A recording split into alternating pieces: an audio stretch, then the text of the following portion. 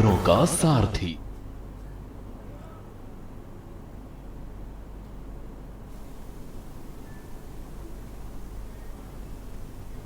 नमस्कार, मुद्दे की बात में आप सभी का स्वागत है। मैं हूं आपके साथ यशी शुक्ला।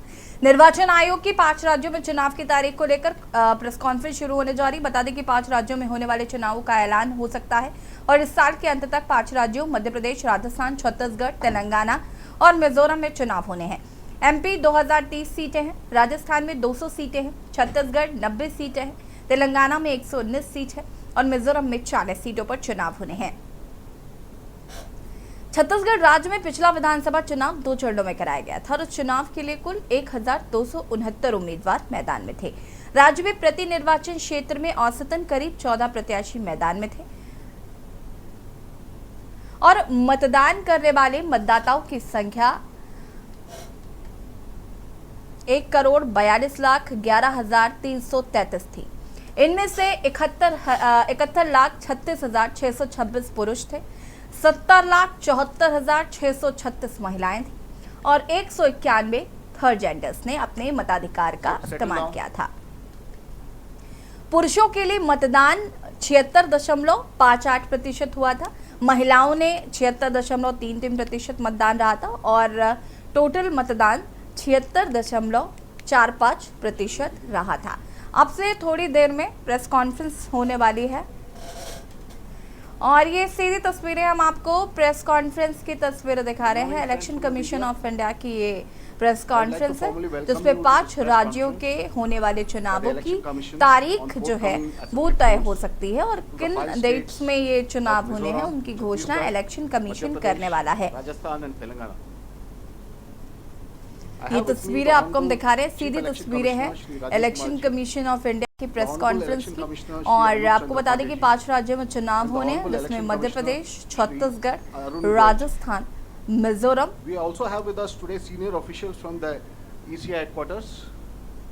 और ये इलेक्शन कमीशन की press conference. The format is as follows. There will be opening remarks by the CEC along with presentation.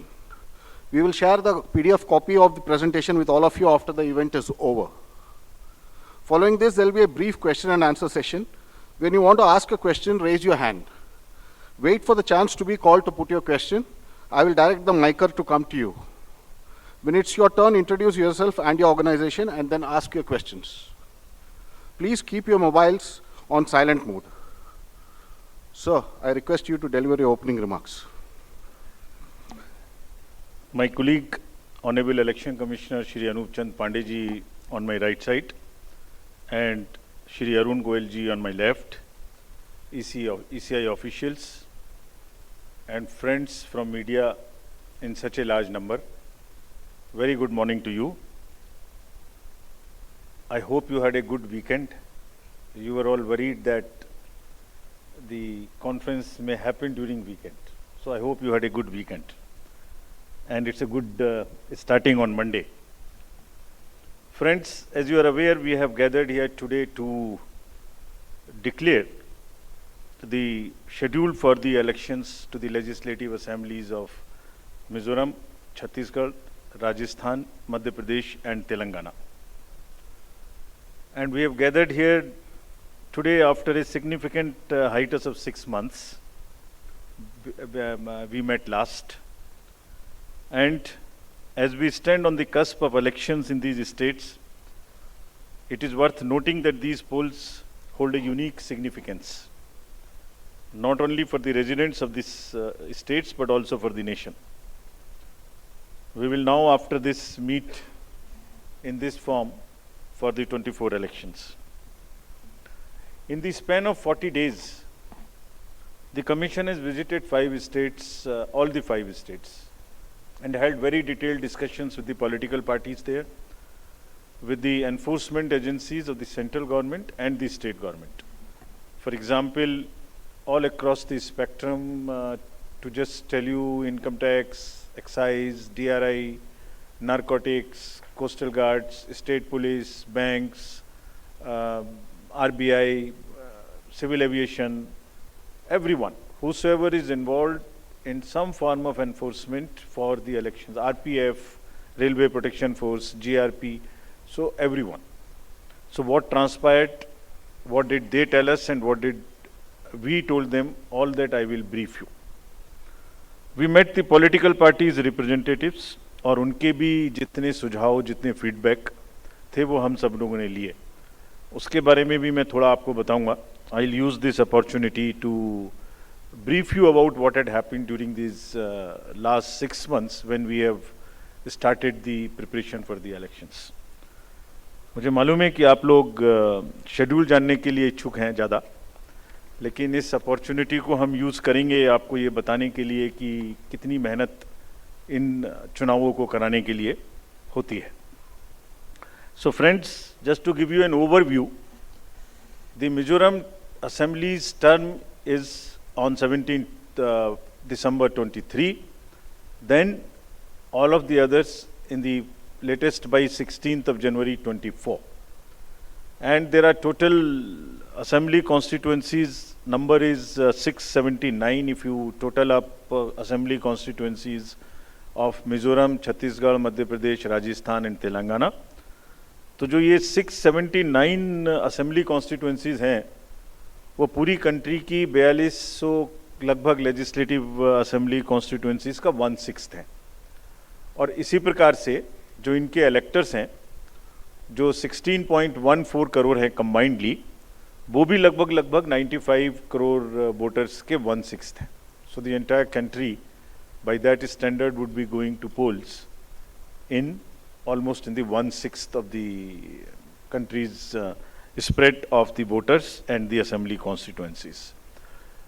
The general overview, if we were to give you, the Mizoram has 8.52 lakh voters, Chhattisgarh 2.03, Madhya Pradesh 5.6, Rajasthan 5.2, Telangana 3.17, and total voters in these states would be totaling to 8.2 crore male and 7.8 crore female voters.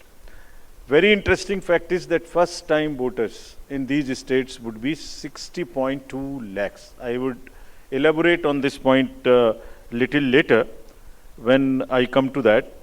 But this emphasis during the special summary revision in these states has been such that we have concentrated on the enrollment of the young voters, PWD voters, 80+ voters, centenarian voters, and also the improving the election gender ratio for these states.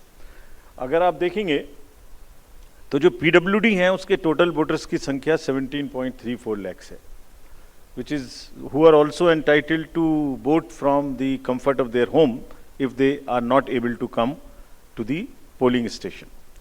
Similarly, 80+ 24.7 and centenarian voters 32,410. All these three categories को पहली बार assembly elections में अपने घर से vote की सुविधा प्राप्त होगी. और फ्रेंड्स, द लास्ट कॉलम अगर आप देखेंगे इलेक्टर जेंडर रेशियो, तो दो स्टेट में ये जेंडर रेशियो ज़्यादा फेवरेबल है विमेन का. It is 1063 and 1012, which is a very happy state. In other states also, it has improved because of the special efforts undertaking during the SSR. और इस SSR की वजह से इन सब में भी ये electoral ratio काफ़ी बड़ा है. Telangana is also very high, 9998, and so there is improvement even in the Rajasthan. Now, if you look at the inclusive electoral roll, we are emphasizing a lot. Let me repeat. जो erectile role है वो पूरी तरीके से pure हो, वो पूरी तरीके से हेल्दी हो, इसके ऊपर में बहुत एम्फेसिस है. और ये भी मैं आपको अभी बताऊंगा कि जो एसएसआर पूरी कंट्री का है वो भी शुरू होने वाला है. So just to say that women voters, young voters, particularly vulnerable tribal groups, persons with disabilities, senior citizens, transgenders, सबके ऊपर में इस एसएसआर में जो इन 5 स्टेट्स में हुआ विशेष अभियान चलाया गया ताकि पूरा का पूरा जो इलेक्ट्रल रूल है उसमें पहले सबको शामिल करें और फिर सबको हम वोटर पोलिंग स्टेशन पे लेके आएं. So this is the effort. How do we first enter them into the roll and then bring them to the poll. So from roll to poll is the emphasis by which we are all working. So now, friends, very interesting and a special effort which the Commission is undertaking. ये जो particularly vulnerable tribal groups हैं पूरी country में 75 ऐसी communities हैं और Commission ने ये बीड़ा उठाया है कि हम इनको सबको जो last पंक्ति में हैं, they are almost the lowest in the human development indices in the entire country, in the amongst the voters. So we will enroll them fully. And as a happy reporting to you, in these 4 states we have 12 PVTGs and they have been enrolled 100%. तो ये हमें बड़ी खुशी का विषय है कि 100% enrol हुई हैं और हम आपको ये भी दिखाएंगे कि इनको किस प्रकार से हम पोलिंग स्टेशंस में लाने की कोशिश करेंगे। अगर यूथ की बात करें तो 60 लाख जो यूथ हैं वो ऐसे हैं जो फर्स्ट टाइम वोटर्स होंगे 18 to 19 years in these 5 states. And as you are all aware, there was an amendment for qualifying dates to be changed to 4 dates instead of the 1st January of the every year. So उसकी वजह से 15.39 lakh voters are such who are completing their 18th year after the 1st January 2023. And because of this amendment, 15.3 lakh voters would be able to exercise their franchise in this election. This is the positive effect and of that amendment which we brought, and in line of that we are also taking up to showcase that these 2900 plus polling stations would be managed by our youngest employees, so that we also focus on and tackle the youth apathy which we keep encountering in states after states. Similarly, if we come to women, as I mentioned earlier, women का जो gender ratio है वो भी लगातार improve हो रहा है. So Chhattisgarh has improved from 995 to 1012. For Madhya Pradesh from 917 to a jump of 945. Mizoram again from 1051 to 1063 gender ratio. And Rajasthan and also Telangana from 982 to 998. And net addition of the female electors, which is also a very happy state for us, is 23.6 lakhs. तो अब effort ये है कि उनको पहले हमने पोल में जोड़ दिया और अब हम उनको पोलिंग स्टेशंस पर लेके आए by providing them all kinds of facilities which are possible. How do we do that?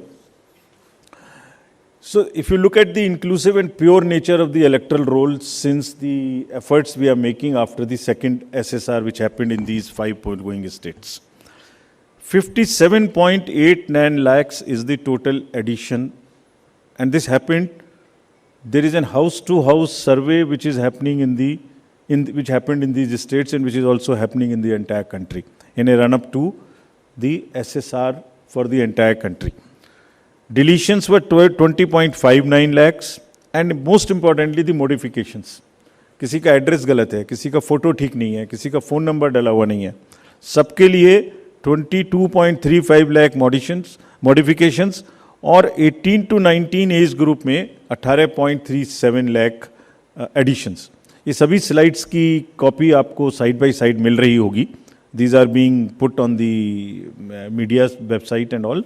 So you don't have to repeat this. I am sure you are getting it side by side, and it will be posted also on our website immediately. Next. Before coming to the overview of polling stations, friends, through you, let me tell everybody, all voters in the country, that जो general SSR है, summary revision for the year 24 would start from 17/10/23. Draft rolls will be published on 17/10/23. तो मेरा सभी voters से आपके माध्यम से अनुरोध है कि अपना अपना नाम देखें, अपना अपना पोलिंग स्टेशन देखें. कोई भी नाम किसी को ऐड कराना है या हमारे यंग वोटर्स को तो ऐड कराएं, महिलाओं को जिसको भी ऐड कराना है ऐड कराएं उसमें. किसी को चेंज करना है, फ़ोटो चेंज करनी है, मोबाइल नंबर लिखना है तो लिखाएं.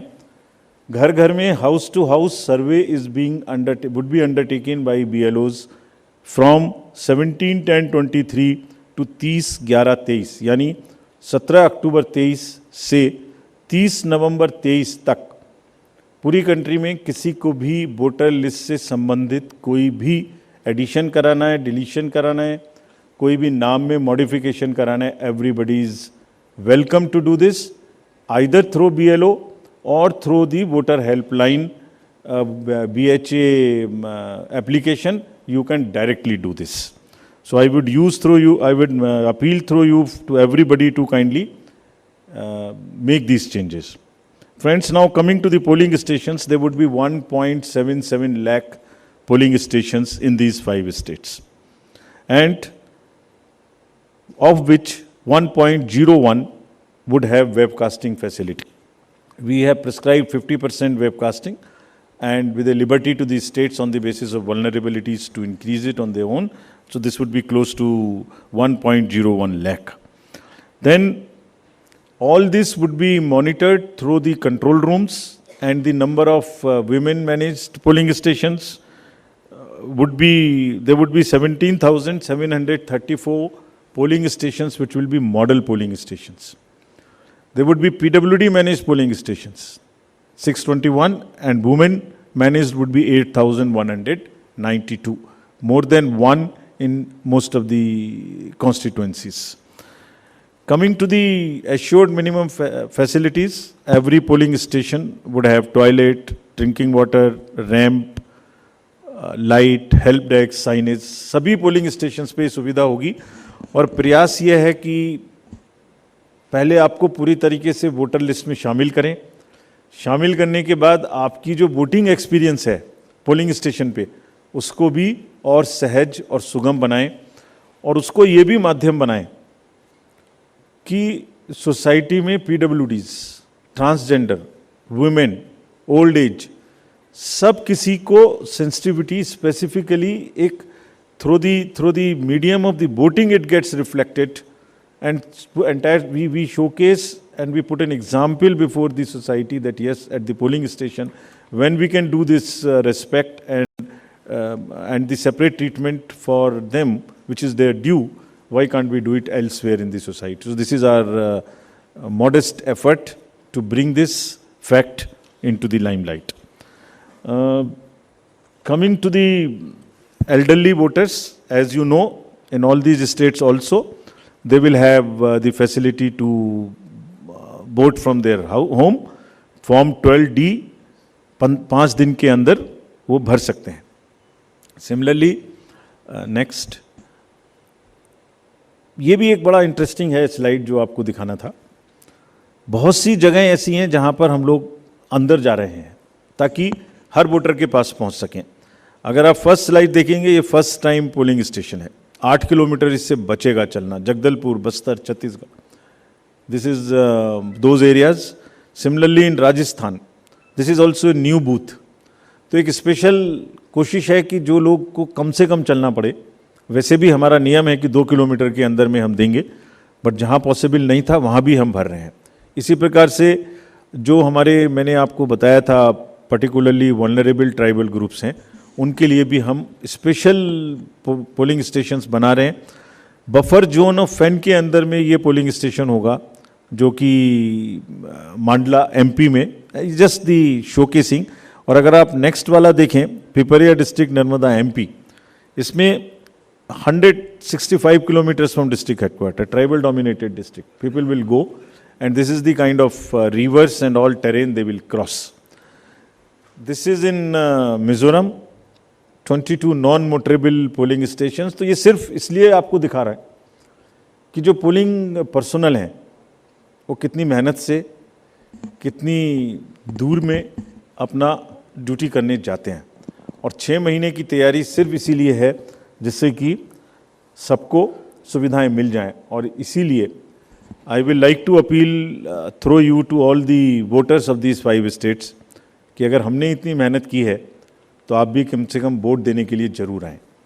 Special request to youth, women and the people living in urban areas, those where we see a little apathy.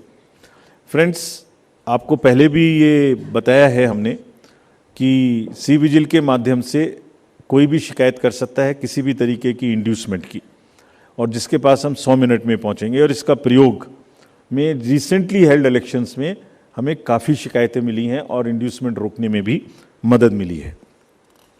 Know your candidates, ये हम हर स्टेट में दिखा चुके हैं कि किसी की भी अगर आपराधिक पृष्ठभूमि है तो उस आपराधिक पृष्ठभूमि वाले कैंडिडेट को अपने बारे में 3 बार न्यूज़पेपर में देना पड़ेगा, टीवी में देना पड़ेगा, और उसकी पॉलिटिकल पार्टी को भी आगे बढ़ के ये लिखना पड़ेगा कि उन्होंने ऐसे कैंडिडेट को क्यों चुना, क्या उस कॉन्स्टिट्यूएंसी में जो आपराधिक पृष्ठभूमि के कैंडिडेट चुने गए हैं उनके अतिरिक्त कोई और उपलब्ध नहीं था. Once they give this information, it is for the voter to decide on the basis of an informed choice as to what he wants to do.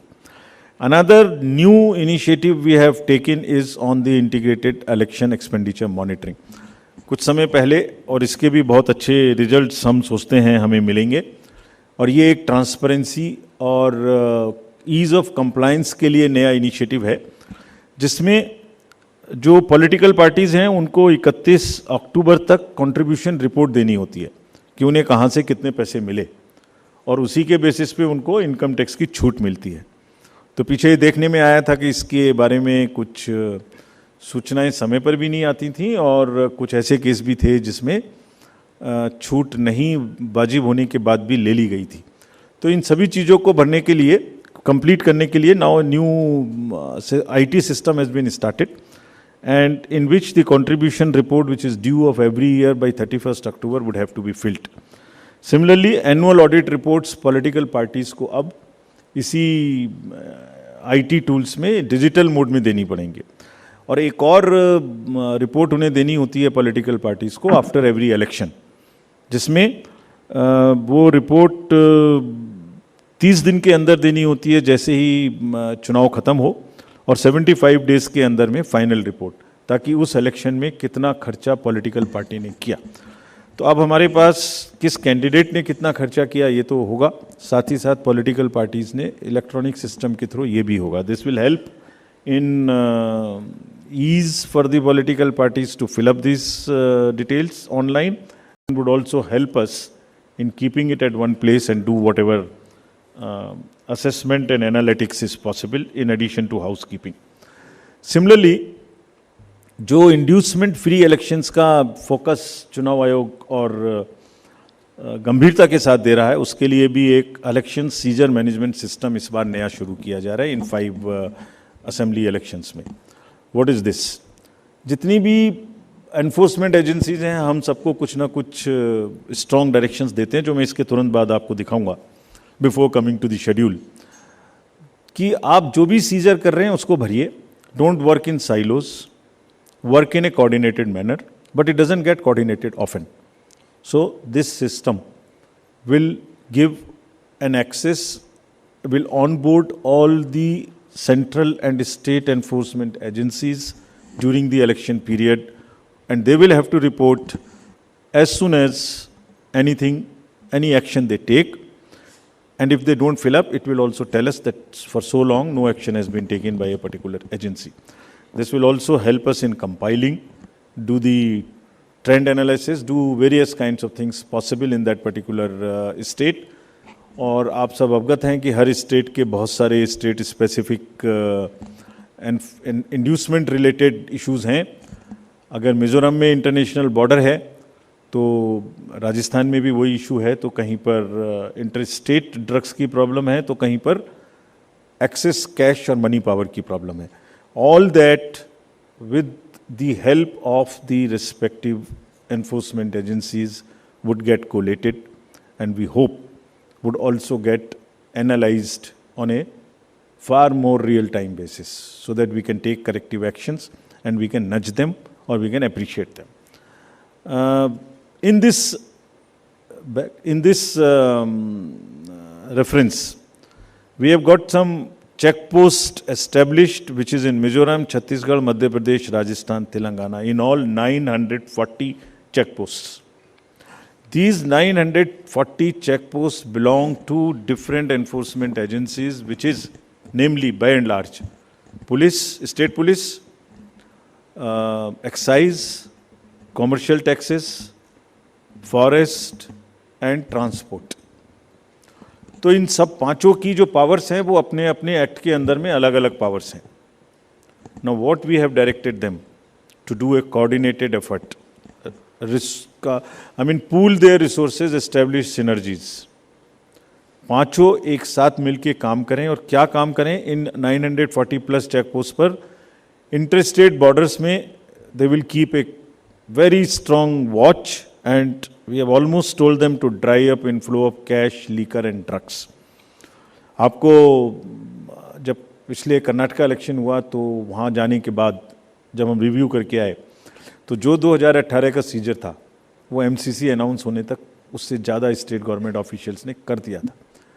So this is a renewed focus and all the checking of cargo movement through non-scheduled chartered flights. This we will issue the guidelines also in greater detail. ऐसी संभावना होती है कि जो passengers के अलावा cargo movements है उसमें भी कुछ ना कुछ इन पोल बाउंड स्टेट्स में कोई मटेरियल इंड्यूसमेंट के थ्रू जा सकता है। कार्गो के पार्सल्स का रेलवे और पोस्टल डिपार्टमेंट के थ्रू भी चेकिंग शुरू हो। Money power, all these agencies have been strictly asked to keep strict vigil and report in the system which we have stated just before this.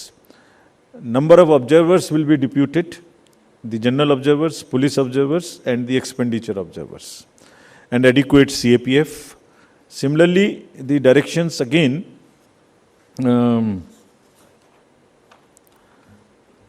at the polling stations, wherever necessary, we will keep the female staff to check impersonation.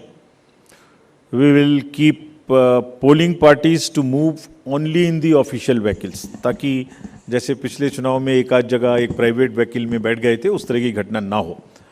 ये भी कहा गया है specifically कि voter information slips को चुनाव से कम ऐसा नहीं कि पहले दिन या दूसरे दिन में ही दें, एक आध हफ्ता पहले कम से कम जरूर बांट दें, so that people can know which booth, which place. Though we request them to check that much in advance on the voter helpline app. नया एक और चेंज इस बार किया गया है because of the experience which we had in certain states. जो polling personal हैं उनको पोस्टल बैलेट मिलता। और 5 राज्यों में चुनाव को लेकर इलेक्शन कमीशन की प्रेस कॉन्फ्रेंस सुन रहे थे आप। का सारथी। ब्रेक के बाद एक बार फिर से आप सभी का स्वागत है। और 5 राज्यों में चुनाव होने हैं जिसकी तारीख आज इलेक्शन कमीशन द्वारा घोषित की जा रही है और सीधे आपको ले चलते हैं प्रेस कॉन्फ्रेंस में।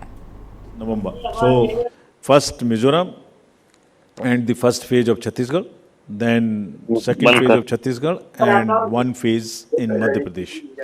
There after Rajasthan, where the date of poll will be 23rd November in one phase entirely in Rajasthan. The date of issue of Gazette notification would be 30th October and date of counting for everyone being 3rd of December. Telangana would go last to the poll and date of poll is 30th November with the date of issue of Gazette notification being 3rd of November. And the entire election process would be complete by 5th of December. So this is what is the schedule.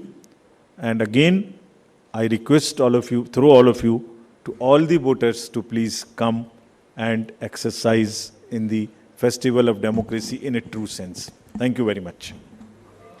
Thank you for those detailed remarks, sir. Just hold on.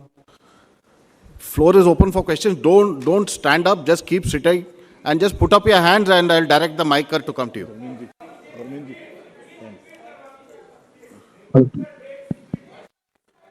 ये पांचों slides की date वैसे अभी आपको भेज दिया होगा। It's being tweeted to you. It's being tweeted, but हम दोबारा रिपीट कर दीजिए। Yeah. Mizoram visible to all. Next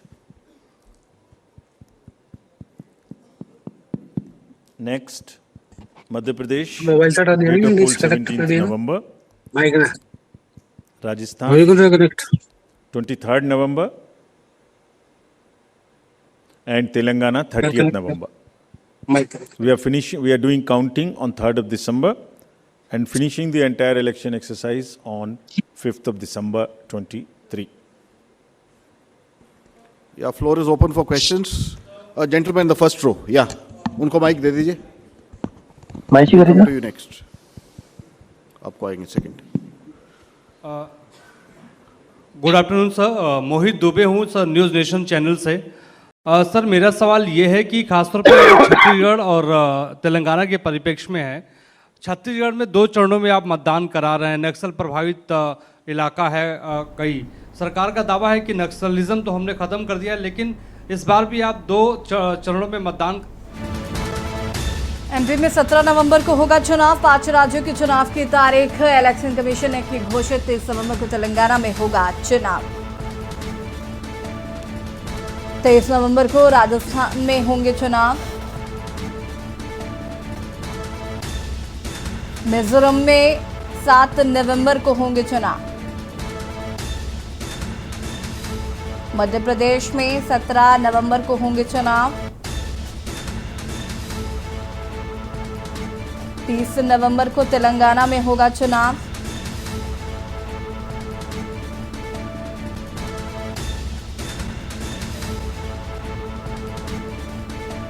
और छत्तीसगढ़ में 2 चरणों में चुनाव होंगे, 7 और 12 तारीख को।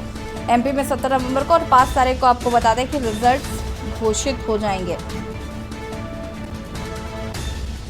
इलेक्शन कमीशन ने प्रेस कॉन्फ्रेंस की और ये जानकारी साझा की गई है। 5 राज्यों के चुनाव को लेकर इलेक्शन कमीशन द्वारा तारीखों की घोषणा की गई है, जिसमें मिजोरम में 7 नवंबर को होंगे चुनाव। सर मैं Pradeep Kumar, total news. Sir मेरा सवाल यह है कि आपने आपराधिक छवि वालों का जो जिक्र किया है और उसको लेकर जो एक्शन की बात की है और जो प्रचार भी।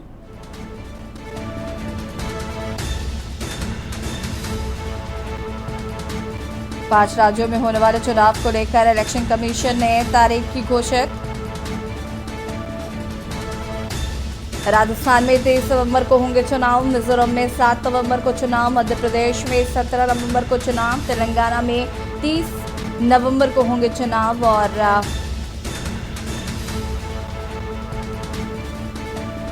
छत्तीसगढ़ में 2 चरणों में चुनाव होने हैं।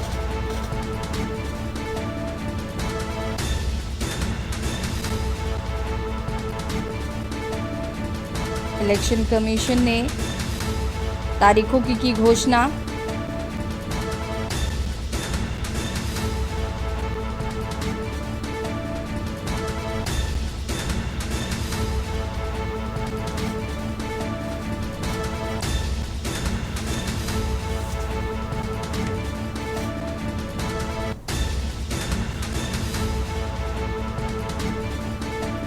हमारे साथ यहाँ पर संवाददाता प्रवेश शर्मा जुड़ चुके हैं दिल्ली से। सुनील मालवीय संवाददाता मध्य प्रदेश से हमारे साथ जुड़ चुके हैं।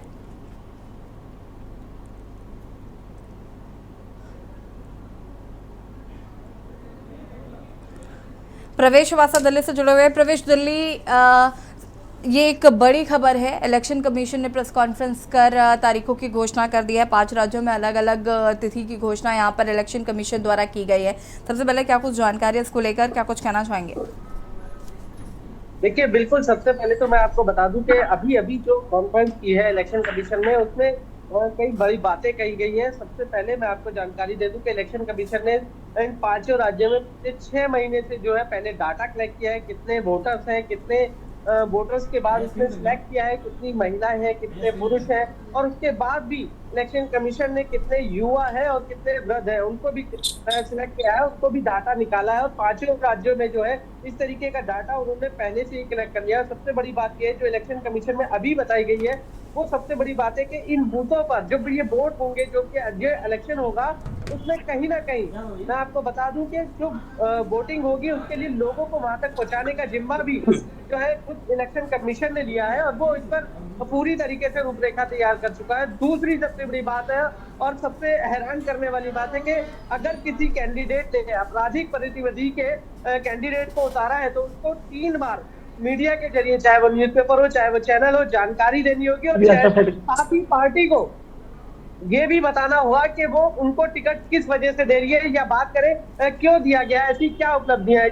ये चीजें जो है सबसे बड़ी अहम है। जो अरे ऐसा नहीं होगा, वो गिर जाएगा नीचे। और उसके अलावा मैं आपको बता दूं कि 5 राज्यों की तारीखों का ऐलान हो गया है। 5 राज्यों में सबसे पहले मैं बात में चुनाव है, 7 नवंबर को चुनाव है, उसके बाद मध्य प्रदेश में है, 17 नवंबर को है, फिर 23 नवंबर को है राजस्थान में, और 30 नवंबर को जो है तेलंगाना में, और फिर 2 और 7 को 2 चरण में छत्तीसगढ़ में होने हैं। जी ठीक है, वापस आएंगे आपके पास। सुनील मालवीय संवाददाता मध्य प्रदेश से हमारे साथ जुड़ चुके हैं। सुनील, मध्य प्रदेश की बात करें तो यहाँ पर 17 नवंबर को चुनाव होने हैं, एक ही चरण में चुनाव होंगे, 17 नवंबर को होंगे।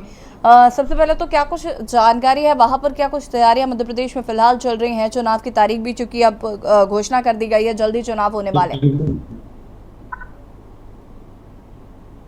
जी देखिए, बिल्कुल हम इस वक्त मध्य प्रदेश निर्वाचन आयोग के सामने मौजूद हैं। यहाँ पर जो निर्वाचन अधिकारी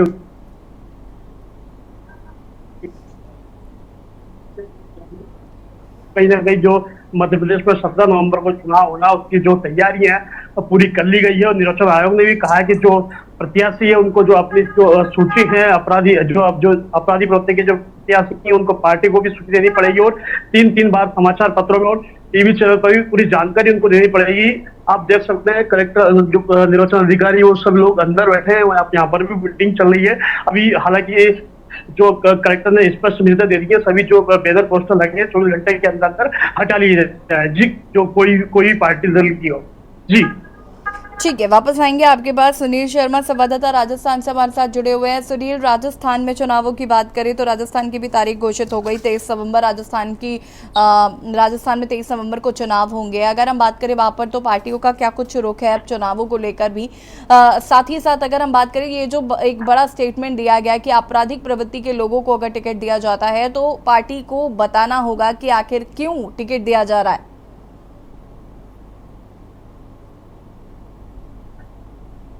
मैं आपको बताऊं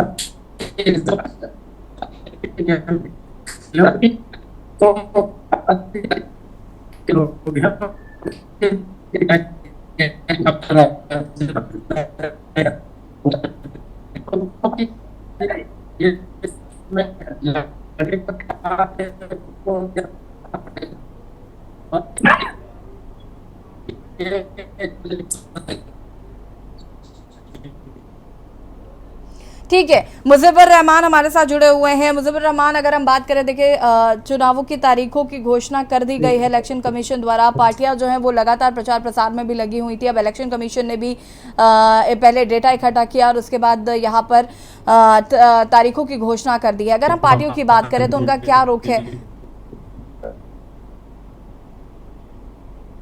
अनम्यूट कीजिएगा।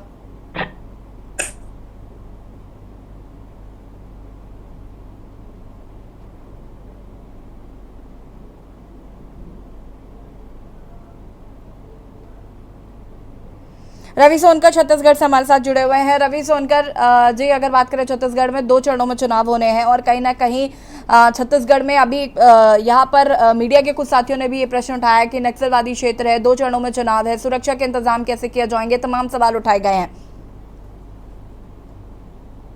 अनम्यूट कीजिएगा, अनम्यूट कीजिए। जी यशी, मैं आपको बता दूं कि इलेक्शन कमीशन ऑफ इंडिया ने अभी थोड़ी देर पहले प्रेस कॉन्फ्रेंस के जरिए बताया कि 2 चरणों में छत्तीसगढ़ में चुनाव होने हैं। जो पहला चरण है जिसमें नक्सल प्रभावित क्षेत्रों में जो चीज चुनाव होना है, जिसमें 18 विधानसभा छत्तीसगढ़ के नक्सल प्रभावित क्षेत्रों में आते हैं, जिसमें प्रथम चरणों में 18 विधानसभा सीटों में चुनाव होना है, जिसको लेकर जिला प्रशासन और जो प्रशासनिक जो तैयारियां हैं वह पूरी तरीके से पहले से जोरों पर थी। और अभी जब इस समय से जबकि आचार संहिता लागू हो चुका है प्रदेश में, तब और से ज्यादा पुलिस और जिला प्रशासन अपनी तैयारियों में मुस्तैद है। दूसरे चरणों की अगर बात करें तो दूसरे चरणों में करीब 72 विधानसभा सीटों में चुनाव होने हैं, जिसको लेकर पुलिस प्रशासन द्वारा और जिला प्रशासन द्वारा बैठकों का दौर लगातार किया जा रहा है। और जिस तरीके से पुलिस प्रशासन अलर्ट मोड पे दिख रही है। बिल्कुल, बहुत बहुत शुक्रिया आप सभी का तमाम जानकारी देने के लिए। और बता दें आपको कि यहाँ पर इलेक्शन कमीशन ने प्रेस कॉन्फ्रेंस की है और अलग अलग 5 राज्यों में चुनाव होने हैं जिनकी तारीखों की घोषणा कर दी गई है। राजस्थान में 23 नवंबर को चुनाव होने हैं, मिजोरम में 7 नवंबर को चुनाव होने हैं, मध्य प्रदेश में 17 नवंबर को चुनाव होने हैं, तेलंगाना में 30 नवंबर को चुनाव होने हैं। 5 तारीख को रिजल्ट घोषित किए जाएंगे।